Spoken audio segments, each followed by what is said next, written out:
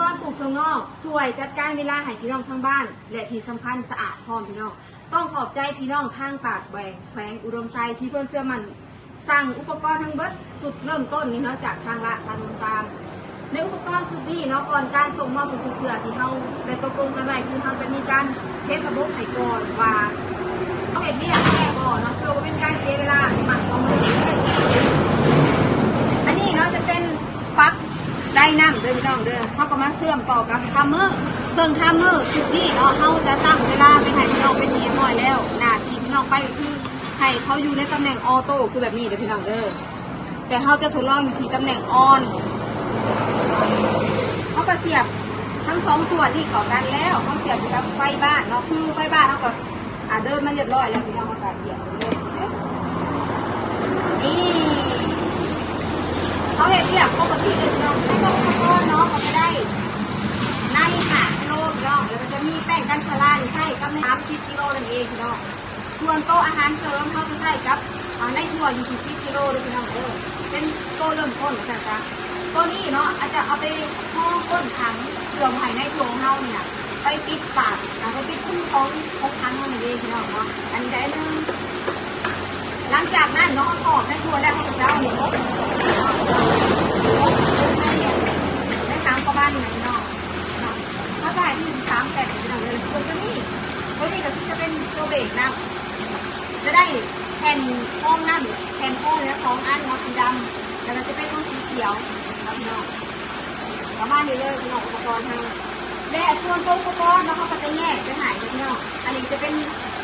คอส่งน้ำเนาะแล้วจะที่ข้าวห้องขังเขาก็จะแยกไปหายเป็นสิ่งส่วนเข้าบอกติดกาวเกลือกันยกง่ายคือง่ายสุดเนาะกบระบายน้ำพี่น้องเขาก็จะแยกไปหายเด้อ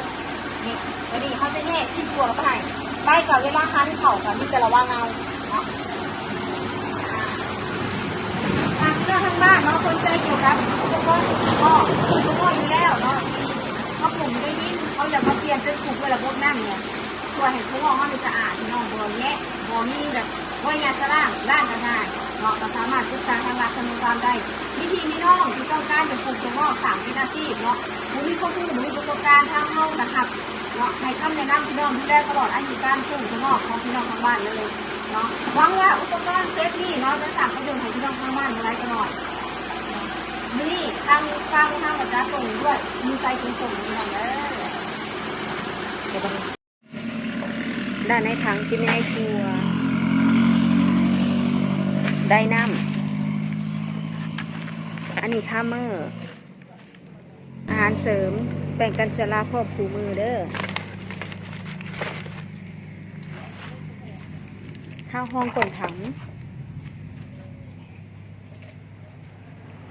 ท่อส่งน้ำ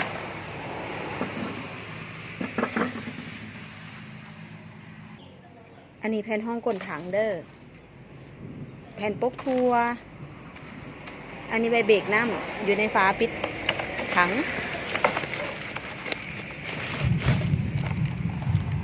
เขาก็จะใส่เบรกไปให้เด้อ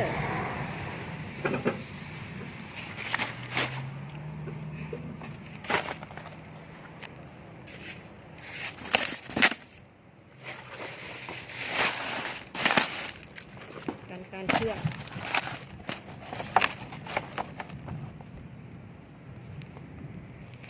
ส่วนตัวนี้เนาะหมุนเข่าหมุนออกได้แล้วเฮามาประกอบใส่หูถังห้องน้ำนี่เด้อคอยหมุนเข่าเด้อเนาะเฮาก็จะใส่ไปได้นี่ไปในถังให้เลย